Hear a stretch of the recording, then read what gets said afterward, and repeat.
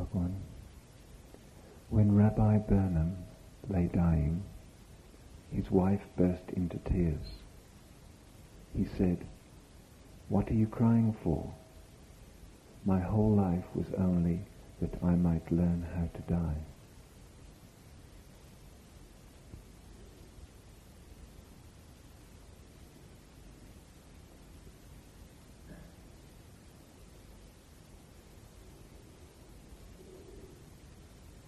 Life is in living.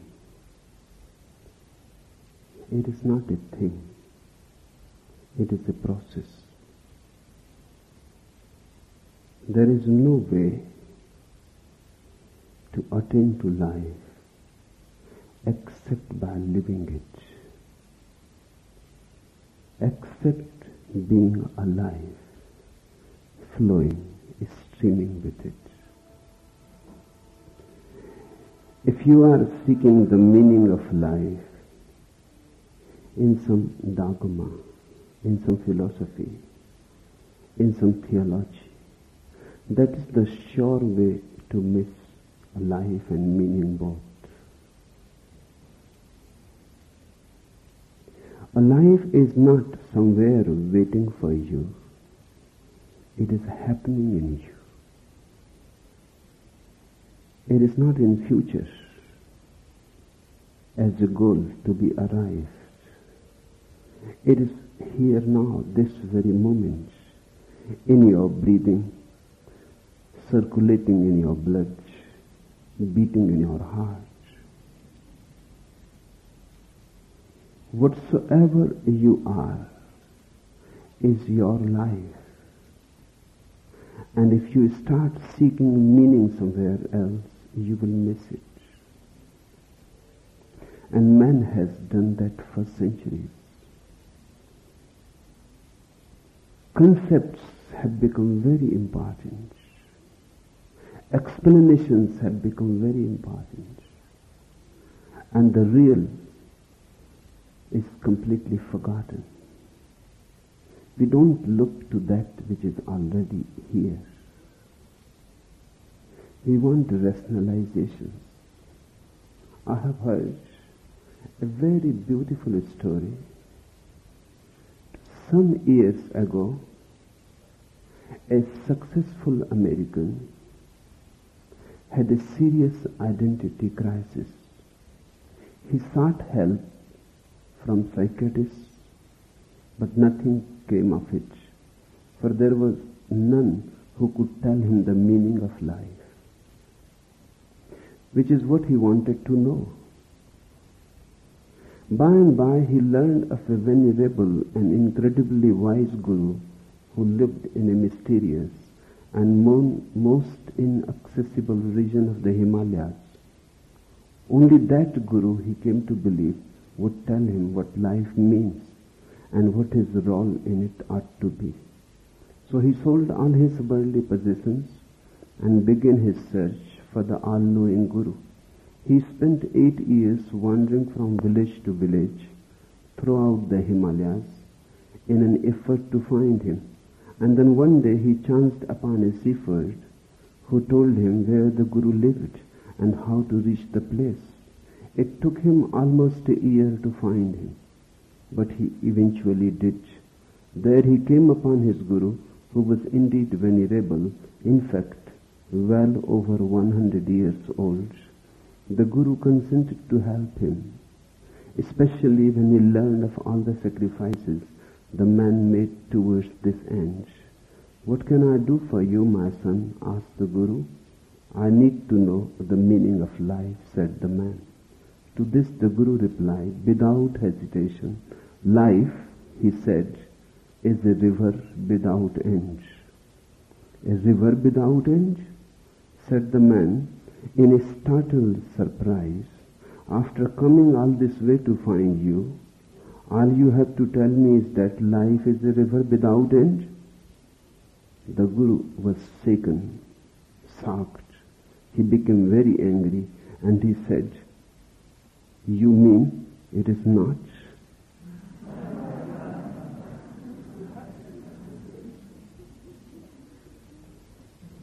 Nobody can give you the meaning of your life. It is your life. The meaning has also to be yours. Himalayas won't help. Nobody except you can come upon it. It is your life, and it is only accessible to you. Only in living the mystery will be revealed to you. The first thing I would like to tell you is, don't seek it anywhere else. Don't seek it in me. Don't seek it in scriptures. Don't seek in clever explanations. They all explain away. They don't explain. They simply stuff your empty mind. They don't make you aware of what is. And the more the mind is stuffed with dead knowledge, the more dull and stupid you become. Knowledge makes people stupid. It dulls their sensitivity. It stuffs them.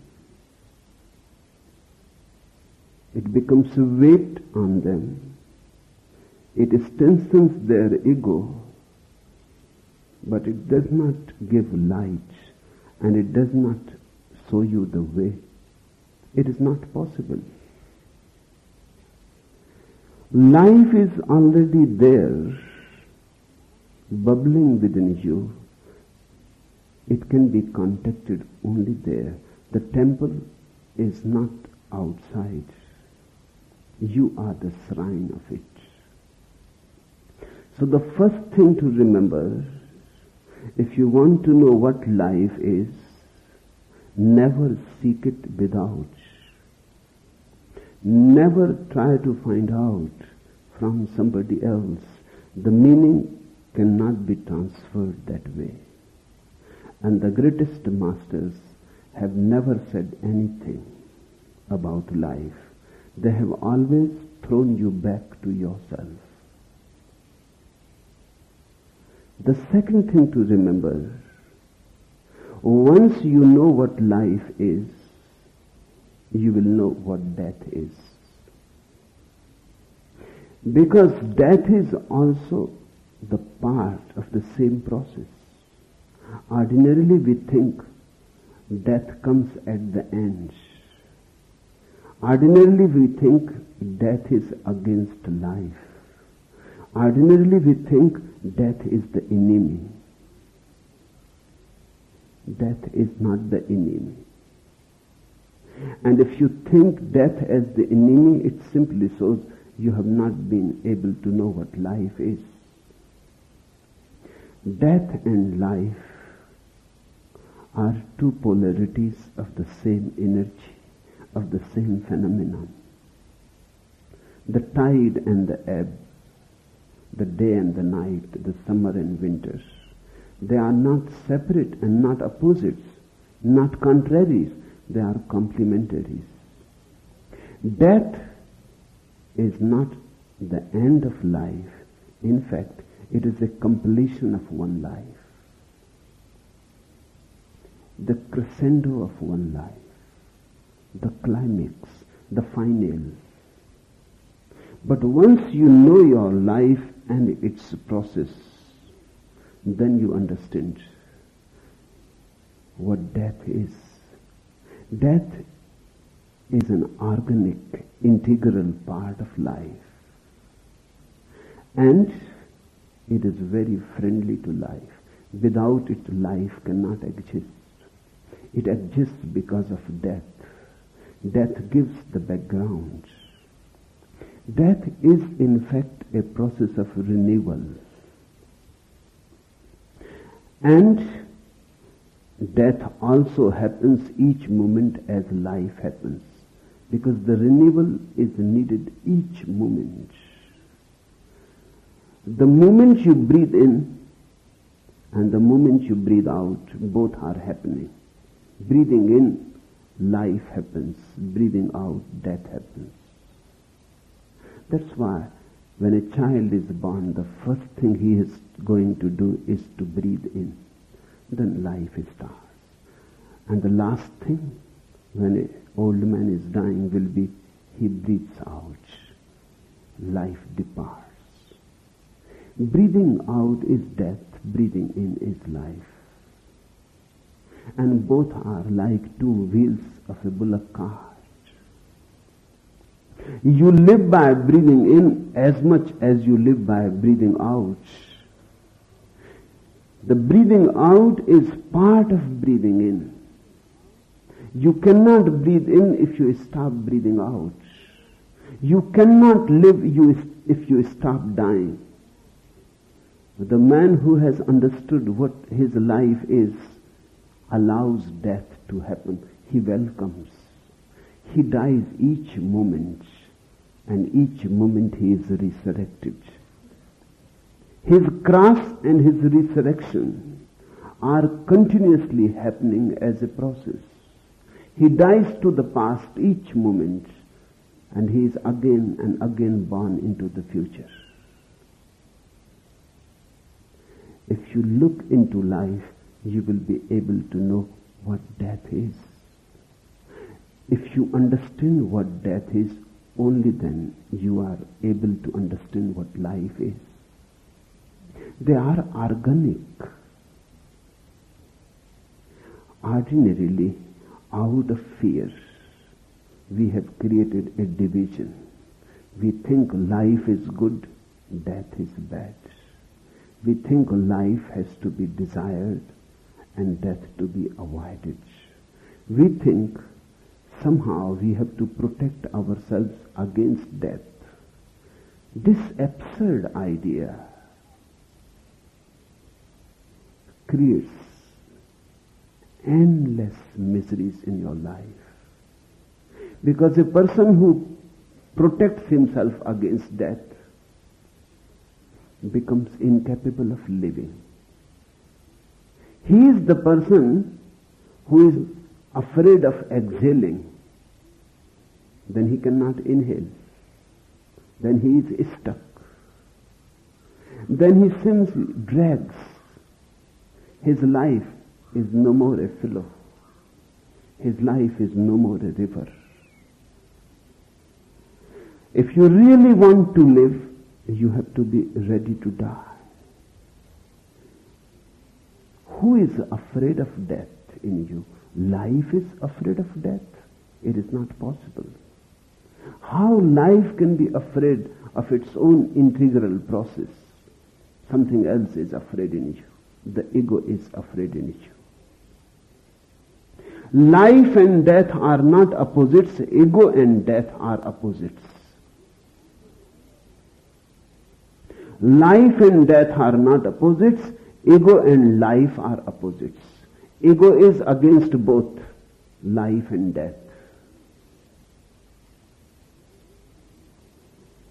The ego is afraid to live. The ego is afraid to die.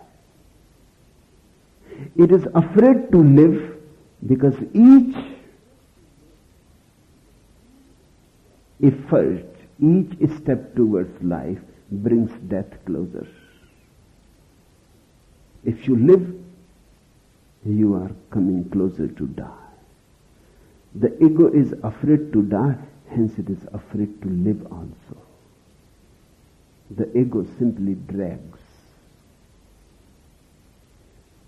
There are many people who are neither alive nor dead.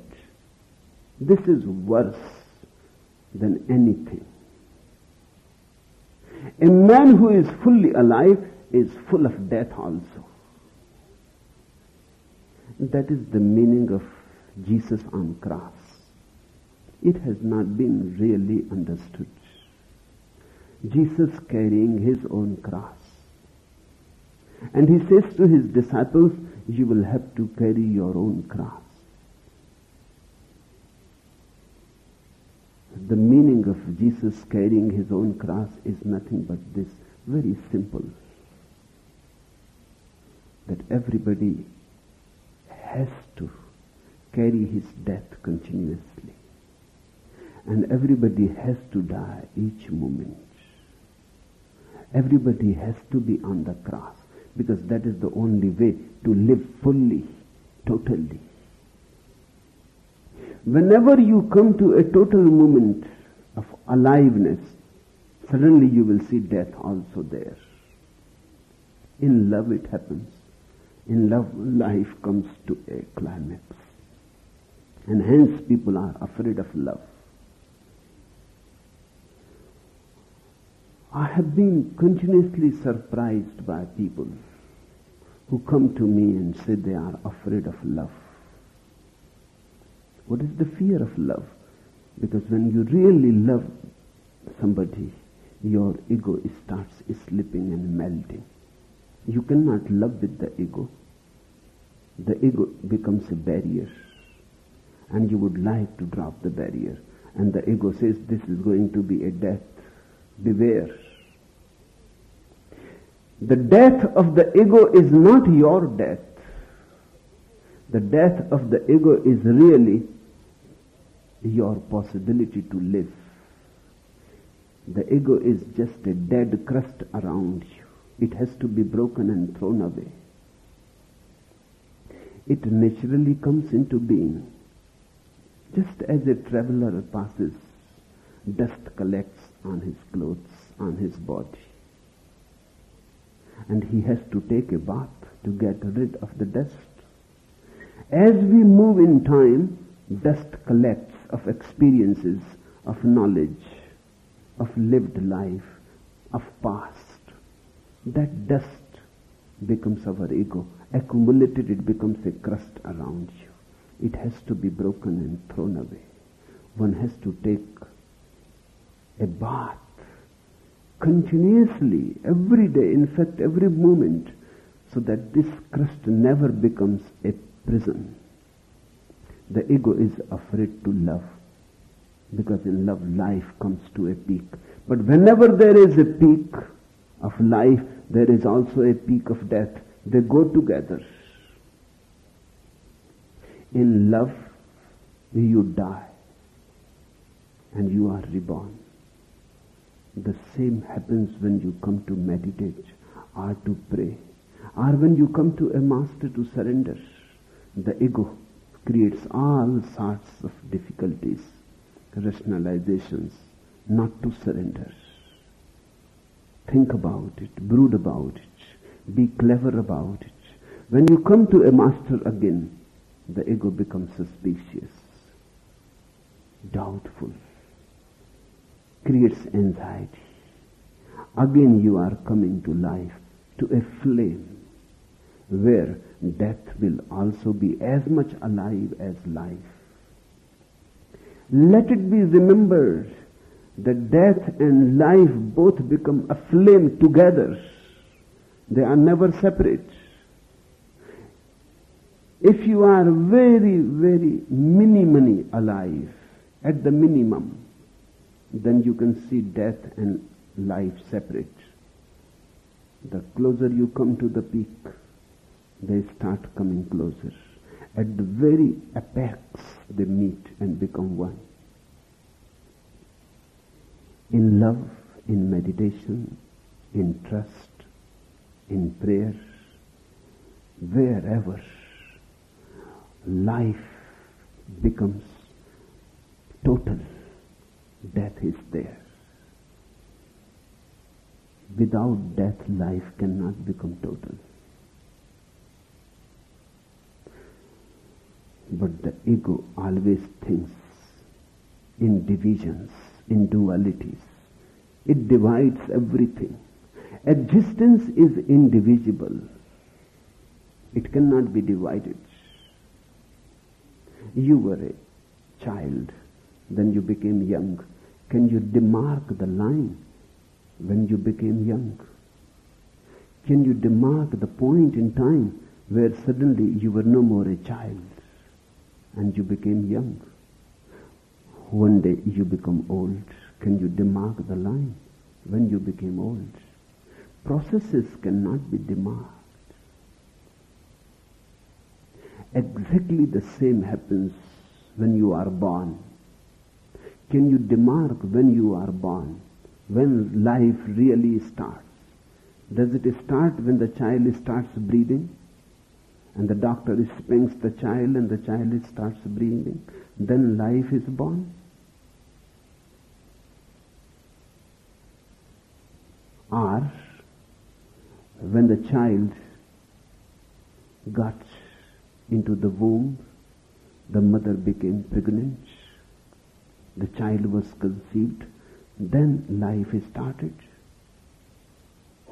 Or even before that, when life exactly starts, it is a non-ending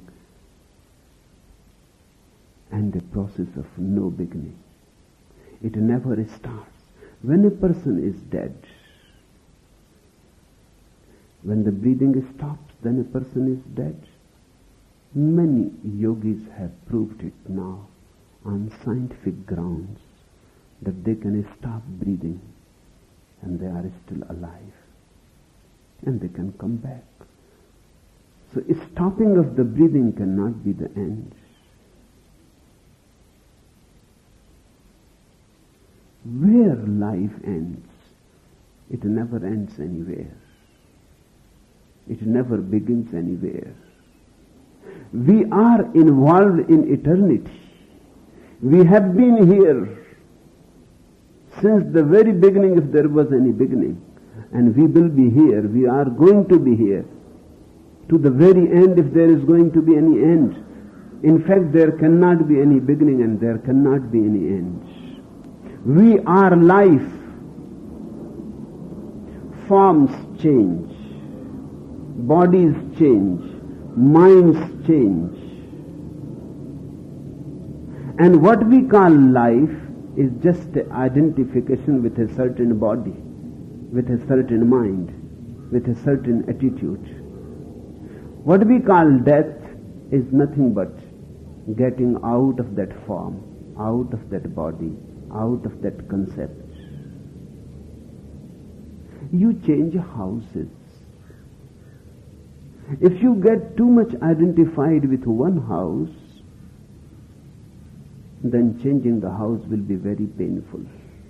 You will think you are dying. Because the old house was what you were. That was your identity. But it doesn't happen because you know you are only changing the house, you remain the same. Those who have looked within themselves, those who have found who they are, come to know an eternal, non-ending process. Life is a process, timeless, beyond time. Death is part of it. Death is a continuous revival, a help to life to resurrect again and again, to help the life to get rid of old forms, to get rid of dilapidated buildings, to get rid of old confining structures, so that again you can flow, and again you can become fresh and young, and again you can become virgin.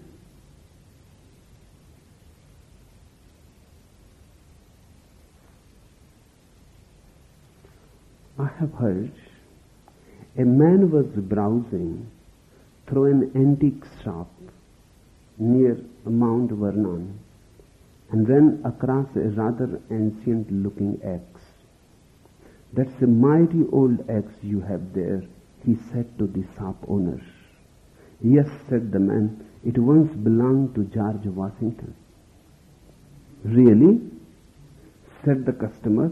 "It certainly stood up well." "Of course," said the antique dealer, "it has had 3 new handles and 2 new heads." But that's how life is. It goes on changing handles and heads. In fact, it seems everything goes on changing. and yet something remains eternally the same. Just watch. You were a child. What has remained of that now? Just a memory. Your body has changed. Your mind has changed. Your identity has changed. What has remained of your childhood? Nothing has remained, just a memory. You cannot even make a distinction whether really it had happened or you had seen a dream. Or you had read in a book, or somebody has told about himself, whether the childhood was yours or somebody else. Sometimes have a look into the album of old photographs. Just see, this was you, and you will not be able to believe. You have changed so much. In fact, everything has changed. Handles and hats and everything has changed. And still, deep down somewhere, something remains a continuity. A witnessing remains continuous. There is a thread, howsoever invisible. Everything goes on changing. That invisible thread remains the same. That thread is beyond life and death. Life and death are two wings for that which is beyond life and death. That which is beyond goes on using life and death as two wheels of a car, complementary. It lives through life, it lives through death. Death and life are its processes, like inhalation, exhalation. But something in you is transcendental. That art thou, that transcendental. But we are too much identified with the form that creates the ego. That's what we call I. Of course, the I has to die many times, and it has to die many times. It is constantly in fear, trembling, shaking, always afraid, protecting, securing.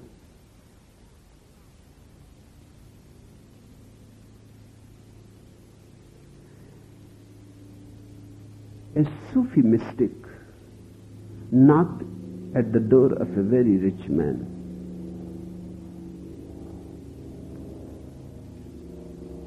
He was a beggar,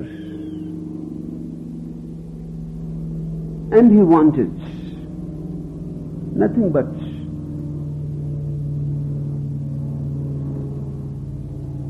enough so that he can have his meal. The rich man shouted at him and said, "Nobody knows you here, but I know myself," said the dervish. How sad it would be if the reverse were true. If everybody knew me and I was not aware who I am, how sad it would have been. Yes, you are right, nobody knows me here, but I know myself. These are only the two situations possible. And you are in the sad situation. Everybody may be knowing about you, who you are. You yourself are completely oblivious of your transcendence, of your real nature, of your authentic being. This is the only sadness in life. You can find many excuses, but the real sadness is this, that you don't know who you are. How a person can be happy not knowing who he is, not knowing from where he is coming, not knowing where he is going. And then 1,001 problems arise because of this basic self-ignorance. A bunch of ants came out of the darkness of their underground nests in search of food. It was early in the morning. The ants happened to pass by a plant whose leaves were covered with morning dew. "What are these?" asked one of the ants, pointing to the dewdrops. "Where do they come from?" Some said they come from the earth. Others said they come from the sea. Soon a quarrel broke out. There was a group who adhered to the sea theory and a group who attached themselves to the earth theory. Only one, a wise and intelligent ant, stood alone. He said, "Let us pause a moment and look around for signs, for everything has an attraction towards its source, or, as it is said, everything returns to its origin. No matter how far in the air you throw a piece of brick, it comes down to the earth. Whatever leans towards the light must originally be of the light." The ants were not totally convinced yet and were about to resume their disputes, but the sun had come up and the dewdrops were leaving the leaves, rising towards the sun and disappearing into the sun. Everything returns to its original source,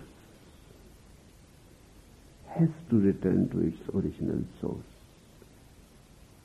If you understand life, then you understand death also.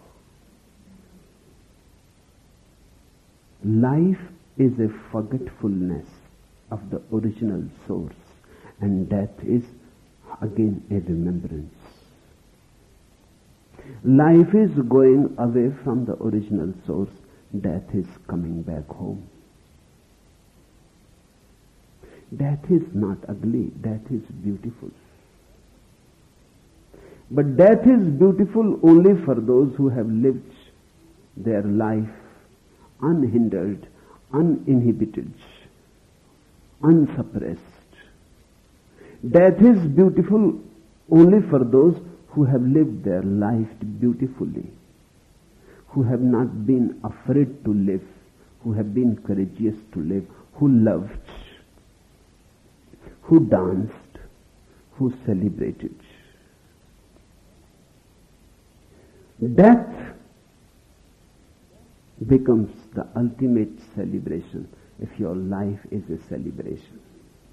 Let me tell you in this way, whatsoever your life is, death reveals only that. If you have been miserable in life, death reveals misery. Death is a great revealer. If you've been happy in your life, death reveals happiness. If you have lived only a life of physical comfort and physical pleasure, then of course death is going to be very uncomfortable and unpleasant, because the body has to be left. Body is just a temporary abode, a sarai in which we stay for the overnight, and in the morning we have to leave. It is not your permanent abode. It is not your home. So if you have lived just a bodily life and you have never known anything beyond the body, that is going to be very, very ugly, unpleasant, painful. That is going to be an anguish. But if you have lived a little higher than the body, if you have loved music and poetry, and you have loved, and you have looked at the flowers and the stars, and something of the non-physical has entered into your consciousness, that will not be so bad. that will not be so painful. You can take it with equanimity. But still it cannot be a celebration. If you have lived something into the transcendental in yourself, if you have entered your own nothingness at the centers of your being, where you are no more a body and no more a mind, where physical pleasures are completely left far away, and mental pleasures also, the pleasures of music and poetry and literature and painting, everything is left far away. You are simply just pure awareness, consciousness. Then death is going to be a great celebration, a great understanding, a great revelation. If you have known anything the transcendental in you, death will reveal you the transcendent in the universe. Then death is more a death but a meeting with God, a date with God. So you can find 3 expressions about death in the history of human mind. One expression is of the ordinary man who lives attached to his body, who has never known anything than the pleasure of food or sex, whose whole life has been nothing but food and sex, who has enjoyed sex, whose life has been very primitive, whose life has been very gross, who has lived and who has then the moment of fight death, all the society is dead ark. Willis say is a very ugly buffalo which people missed, able to touch, to fly to the high. And there is this suffer sometimes that death is nothing. I have known something, food and sex. Life has not been reproducing. They are little more. Death is one goes into, but they too are. Those not only a rest, door opens. His disciples fully radiant, and his around him. As he tells us, he opened his heart. Is well, goodbye. Became full of light, disappears. When a person has God, remember, duration for this burst into tears. My religion is not you how to live. If you know how to live, let me tell you a few things. First, your life is your life. It is nobody else. So don't allow to be dominated by others. Don't allow yourself to be dictated by others. It is a betrayal of life. If you allow yourself to be dictated by others, maybe your parents, your society, your educational system, your politicians, your peace, whosoever they are, if you allow yourself to be dominated by others, you will miss your life. Because the domination comes from outside and life is within you. They never meet. I am not saying that you become a no-sayer to each and everything. That too is not of much help. There are 2 types of people. One, very obedient type, ready to surrender to any and everybody. They don't have any independent soul in them. Immature, childish, always searching for a father figure, somebody to say to them what to do and what not to do. not able to trust their own being. These people are the greater part of the world, the masses. Then there are against these people a small minority who reject society, who reject the values of the society. And they think they are rebellious. They are not. They are only reactionaries. Because whether you listen to the society or you reject to the society, if society remains in either way the determining factor, then you are dominated by the society. Let me tell you one anecdote.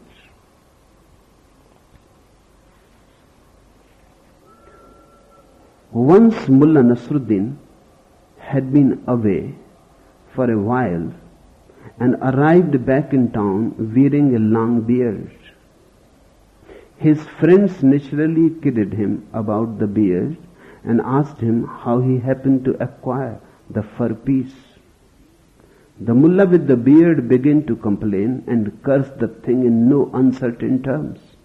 His friends were amazed at the way he talked and asked him why he continued to wear the beard if he did not like it. I hate the blasted thing, the mullah told them. If you hate it, then why don't you shave it off and get rid of it? One of his friends asked. A devilish gleam shone in the eyes of the mullah as he answered, because my wife hates it too.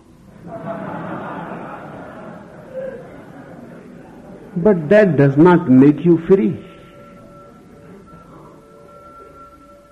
The hippies, the ippies and others, they are not really rebellious people. They are reactionaries. They have reacted against the society. Few are obedient, they are disobedient. But the center of domination is the same. Few obey, few disobey. But nobody looks at his own soul. A real rebellious person is one who is neither for society nor against society, who simply lives his life according to his own understanding. Whether it goes against society or it goes with society is not a consideration. It is irrelevant. Sometimes it may go with the society, sometimes it may not go with the society. But that is not the point to be considered. He lives according to his understanding, according to his small light. And I am not saying that he becomes very egoistic about it. No, he is very humble. He knows that his light is very small, but that is all the light that there is. He knows that I may be wrong. He is not adamant. He is very humble. He says, I may be wrong, but please allow me to be wrong according to myself. That is the only way to learn. To commit mistakes is the only way to learn. To move according to one's own understanding is the only way to grow and become mature. If you are always looking at somebody to dictate, whether you obey or disobey makes no difference. If you are looking somebody else to dictate and then you will decide for or against, you will never be able to know what your life is. It has to be lived. And you have to follow your own small light. It is not always certain what to do. You are much confused. Let it be so. But find out a way out of your confusion. It is very cheap and easy to listen to others because they can hand over you dead dogmas They can give you commandments. Do this, don't do that. And they are very certain about their commandments. Certainty should not be sought. Understanding. If you are seeking certainty, you will become a victim of some trap or other. Don't seek certainty. Seek understanding. Certainty can be given to you cheap. Anybody can give it to you. But in the final analysis, you will be a loser. You lost your life just to remain secure and certain. And life is not certain. And life is not secure. Life is insecurity. Each moment is a move into more and more insecurity. It is a gamble. One never knows what is going to happen. And it is beautiful that one never knows. If it was predictable, life would not be worth living. If it was, everything was as you would like, and everything was certain, you will not be a man at all, you will be a machine. Only for machines, everything is secure and certain. Man lives in freedom. Freedom needs insecurity and uncertainty. A real man of intelligence is always hesitant, because he has no dogma to rely upon, to lean upon. He has to look and respond. Lao Tzu says that I am hesitant. And I move in life alert, because I don't know what is going to happen, and I don't have any principle to follow. I have to decide every moment. I never decide beforehand. I have to decide when the moment has come. Then one has to be very responsive. That's what responsibility is. Responsibility is not an obligation. Responsibility is not a duty. It is a capacity to respond. A man who wants to know what life is has to be responsive. That is missing. Centuries of conditioning have made you more like machines. You have lost your manhood. You have bargained for security. You are secure and comfortable, and everything has been planned by others, and they have put everything on the map. They have measured everything. This is all absolutely foolish, because life cannot be measured. It is immeasurable. And no map is possible, because it is in constant flux. Everything goes on changing. Except change, nothing is permanent. Says Heraclitus, you cannot step in the same river twice.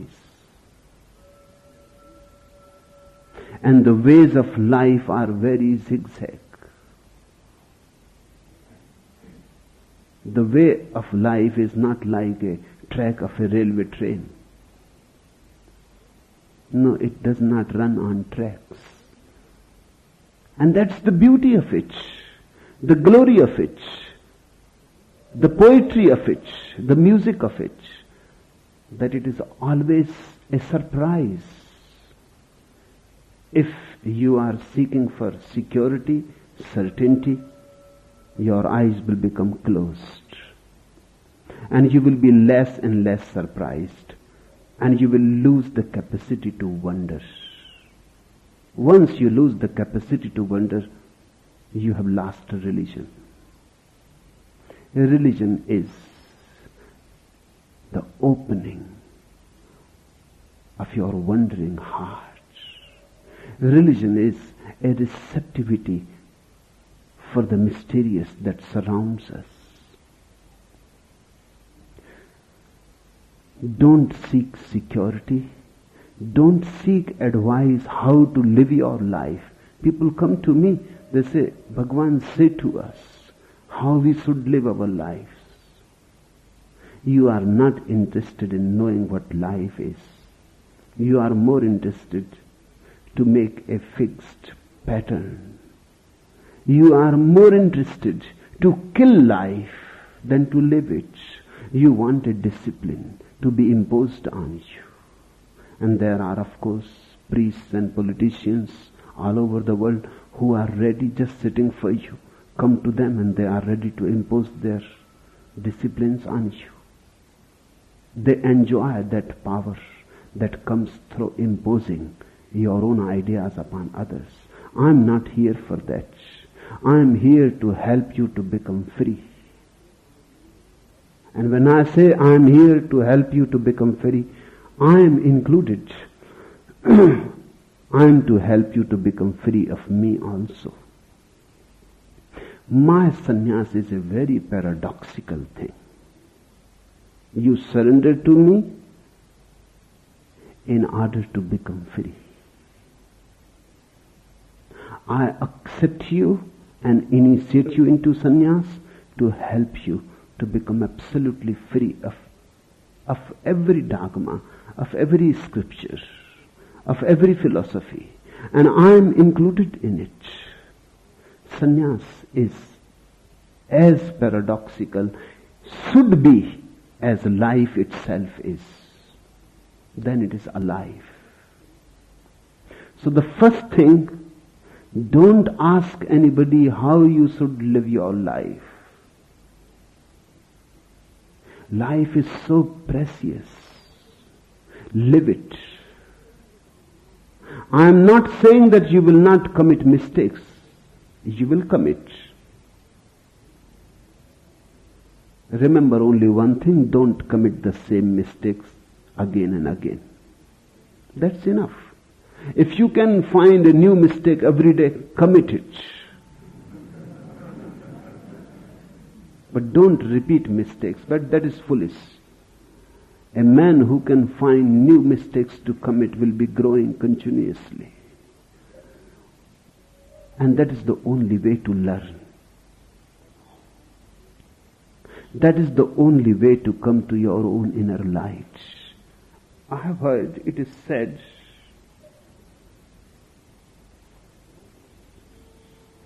one night the poet Avadi of Kerman was sitting on his porch, a very great Muslim poet, bent over a vessel. Shams-e-Tabrizi, a great Sufi mystic, happened to pass by. Shams-e-Tabrizi looked at the poet, what he is doing. He asked the poet, what are you doing? The poet said, contemplating the moon in a bowl of water. Shams-e-Tabrizi started laughing, a uproarious laughter, a mad laughter. The poet started feeling uncomfortable. A crowd gathers. And the poet says, what is the matter? Why are you laughing so much? Why you are ridiculing me? Shams-e-Tabrizi said, unless you have broken your neck, why don't you look at the moon in the sky directly? The moon is there, the full moon is there, and this poet is sitting with a bowl of water and looking into the bowl of the water at the reflection of the moon. Seeking truth in scriptures, seeking truth in philosophies, is looking at the reflection. If you ask somebody else how you should live your life, you are asking for misguidance. Because that man can only say about his own life and never two lives are the same. Whatsoever he can say and impart to you will be about his own life. And that too only if he has lived. He may have asked somebody else. He may have followed somebody else. He may have been an imitator himself. Then reflection of the reflection. And centuries pass. And people go on reflecting the reflection and the reflection and the reflection. And the real moon is always there in the sky waiting for you. It is your moon. It is your sky. Look directly. Be immediate about it. Why borrow my eyes or anybody else's eyes? You have been given eyes, beautiful eyes, to see and to see directly.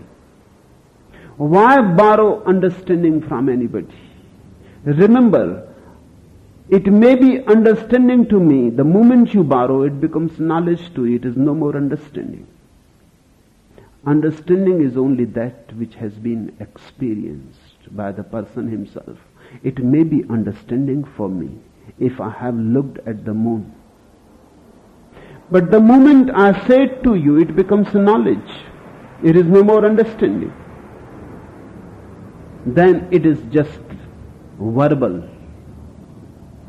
Then it is just linguistic. And language is a lie. Let me tell you one anecdote.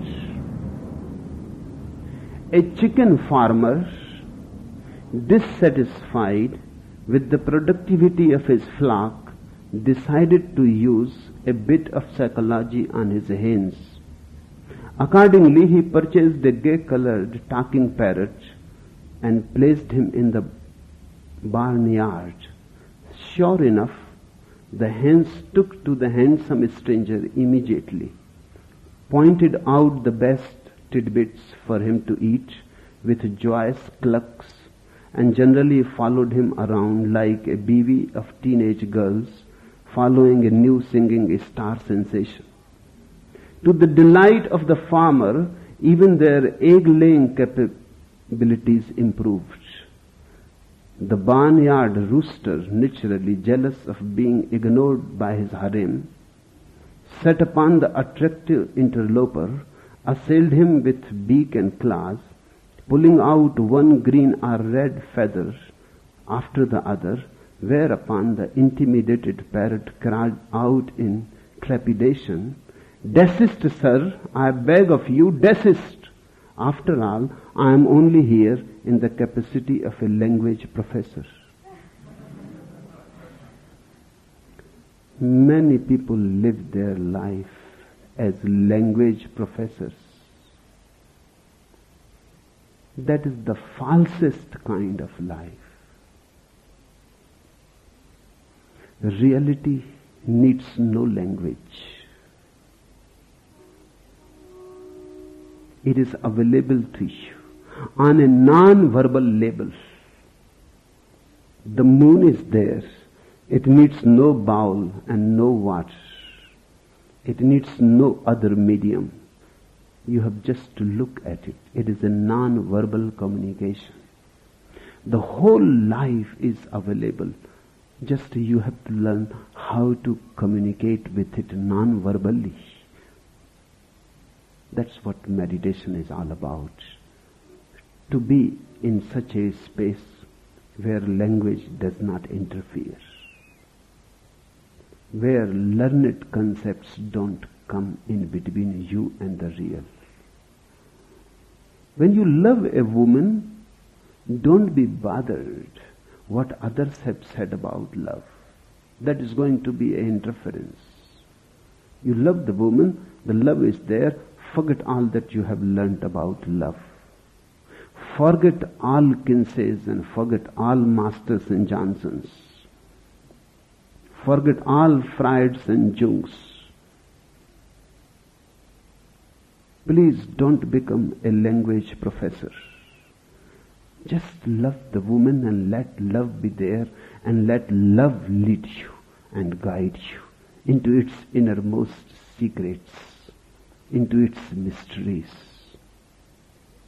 Then you will be able to know what love is. What others say about meditation is meaningless. Once I came upon a book. A Jaina saint has written that book about meditation. It was really beautiful. Just few places were there where I could see that the man has never meditated himself. Otherwise those places cannot be there. But they were very few and far in between. The whole book, on the whole, almost 99% was perfect. I loved the book. Then I forgot the book. For 10 years I was wandering around the country. Once, in a village of Rajasthan, that saint came to meet me. His name looked familiar, and suddenly I remembered the book. And I asked the saint, why you have come to me? He said, I have come to you to know what meditation is. I said, I remember your book, and I remember it very well, because it has really impressed me, except few defects which showed that you have never meditated. The book was perfectly right, 99% right.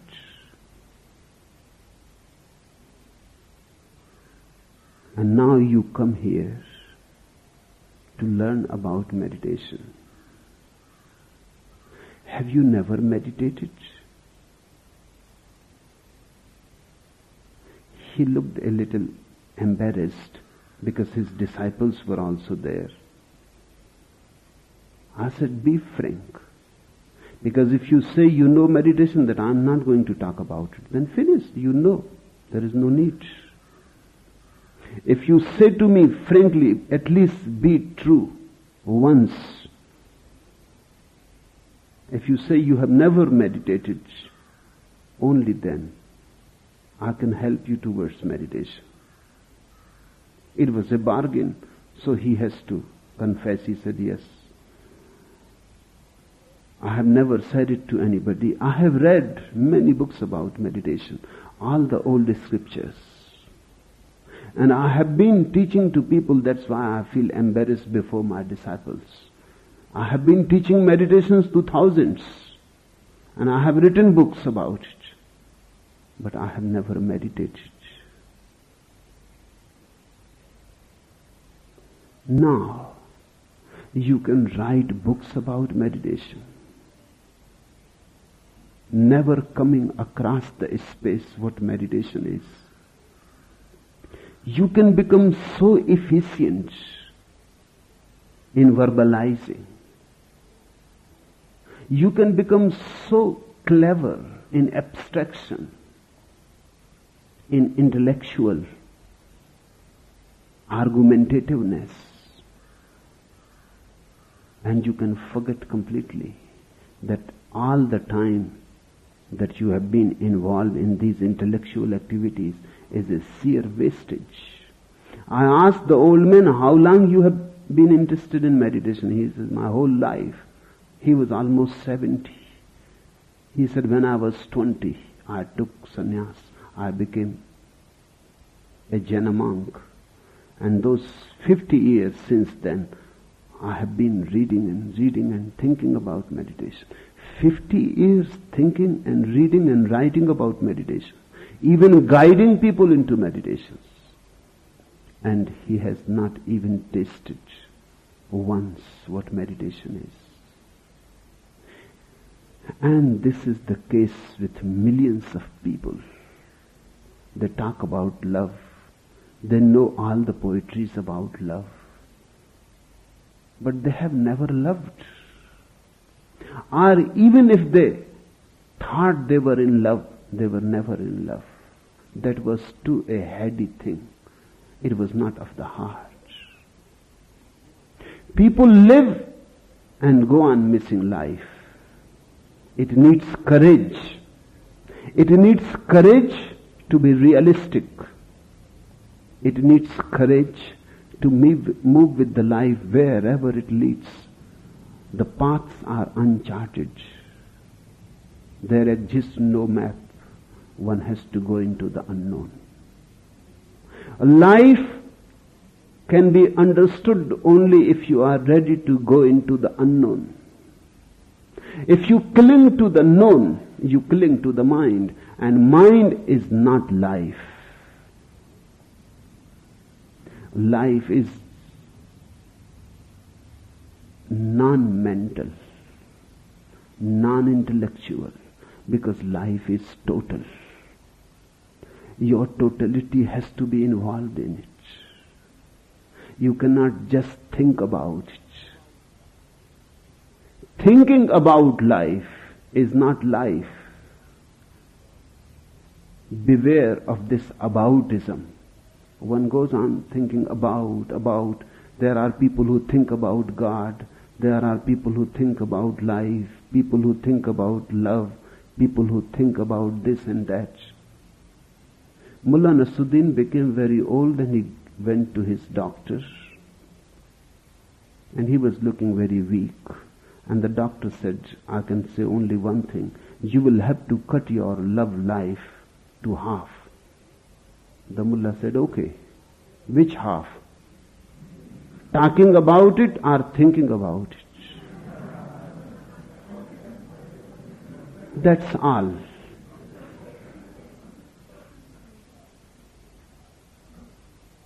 Don't become a language professor.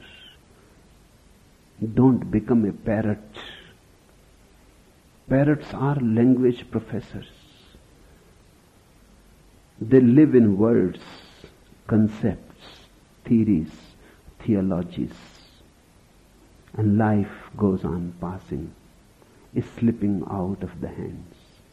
Then one day suddenly they become afraid of death. When a person is afraid of death, know well that person has missed life. If he had not missed life, there cannot be any fear of death. If a person has lived life, he will be ready to live death also. He will be almost enchanted by the phenomenon of death. When Socrates was dying, he was so enchanted that his disciples could not believe that what he is feeling so happy about. One disciple, Creto, asked, why you are looking so happy? We are crying and weeping. Socrates says, why should not I be happy? I have known what life is. Now I would like to know what death is. I am at the door of a great mystery. And I am thrilled. I am going on a great journey of the unknown. I am simply full of wonder. I cannot wait